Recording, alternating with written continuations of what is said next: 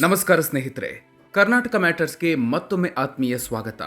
IPL 2026ರ ಭಾನುವಾರದ block buster ಕದನದಲ್ಲಿ ನಮ್ಮ royal Challengers Bengaluru ತಂಡ ಸಾಂಪ್ರದಾಯಿಕ ಎದುರಾಳಿ ಚೆನ್ನೈ ಸೂಪರ್ ಕಿಂಗ್ಸ್ ತಂಡವನ್ನ ಅಕ್ಷರಶಃ ಅಟ್ಟಾಡಿಸಿ ಹೊಡೆದಿದೆ.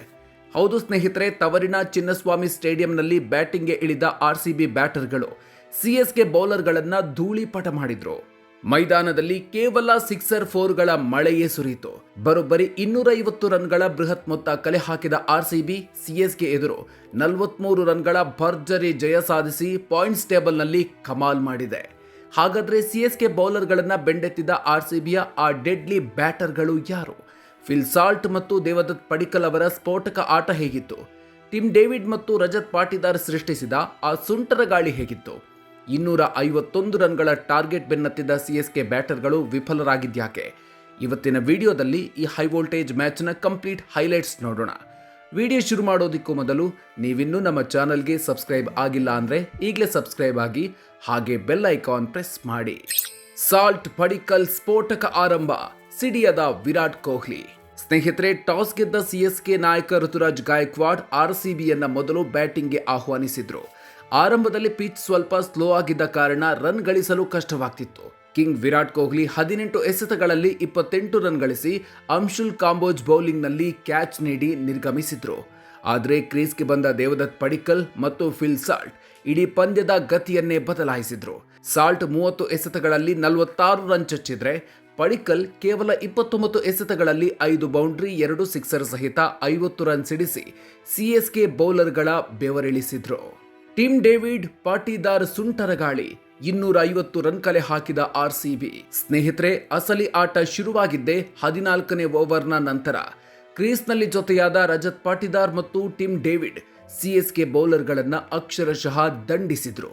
ಕೇವಲ 25 ಎಸೆತಗಳನ್ನು ಎದುರಿಸಿದ ಟಿಮ್ ಡೇವಿಡ್ ಬರೋಬ್ಬರಿ 8 ಬೃಹತ್ ಸಿಕ್ಸರ್ಗಳನ್ನು ಸಿಡಿಸಿ 70 ರನ್ ಚಚ್ಚಿದ್ರು. ಇನ್ನೊಂದೆಡೆ ಕ್ಯಾಪ್ಟನ್ ರಜತ್ ಪಾಟಿದಾರ್ ಕೇವಲ 19 ಎಸೆತಗಳಲ್ಲಿ 6 ಸಿಕ್ಸರ್ ಸಿಡಿಸಿ 48 ರನ್ ಗಳಿಸಿದ್ರು.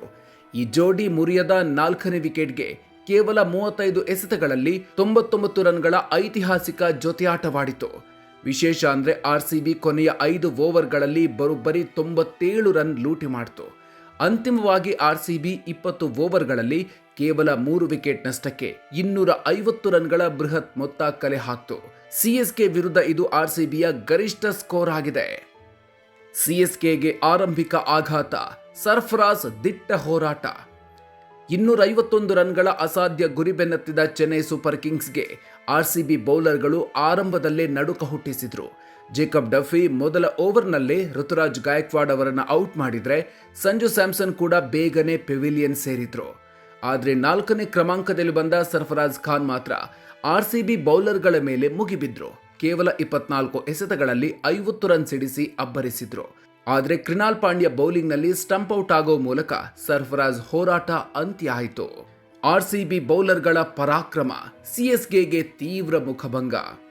ಸರ್ಫರಾಜ್ ಔಟ್ ಆದ ನಂತರ ಶಿವಮ್ ದುಬೆ ಮತ್ತು ಜೇಮಿ ಓವರ್ಟನ್ ಸ್ವಲ್ಪ ಪ್ರತಿರೋಧ ಒಡ್ಡಿದ್ರು. ಆದರೆ RCBಯ ಭುವನೇಶ್ವರ್ ಕುಮಾರ್ ಮತ್ತು ಕೃಣಾಲ್ ಪಾಂಡ್ಯ ಕ್ರಮವಾಗಿ 3 ಮತ್ತು 2 ವಿಕೆಟ್ ಕಿತ್ತು CSK ಬ್ಯಾಟರ್ಗಳನ್ನ ಕಟ್ಟಿ ಹಾಕಿದ್ರು. ಸುಯೇಶ್ ಶರ್ಮಾ ಕೂಡ 1 ವಿಕೆಟ್ ಪಡೆದು ಮಿಂಚಿದ್ರು.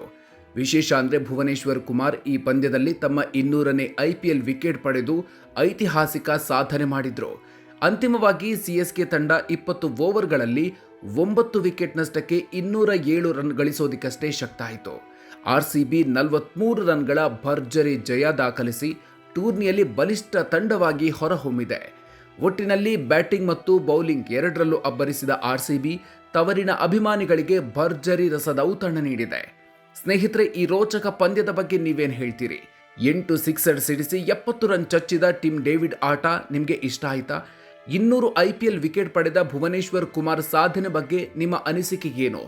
ನಿಮ್ಮ ಅಭಿಪ್ರಾಯವನ್ನ ಕಾಮೆಂಟ್ ಬಾಕ್ಸ್ನಲ್ಲಿ ತಪ್ಪದೇ ತಿಳಿಸಿ.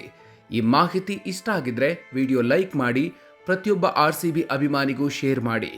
ಮುಂದಿನ ವಿಡಿಯೋದಲ್ಲಿ ಮತ್ತೊಂದು ಇಂಟ್ರೆಸ್ಟಿಂಗ್ ಮಾಹಿತಿಯ ಜೊತೆಗೆ ಮತ್ತೆ ಸಿಗೋಣ.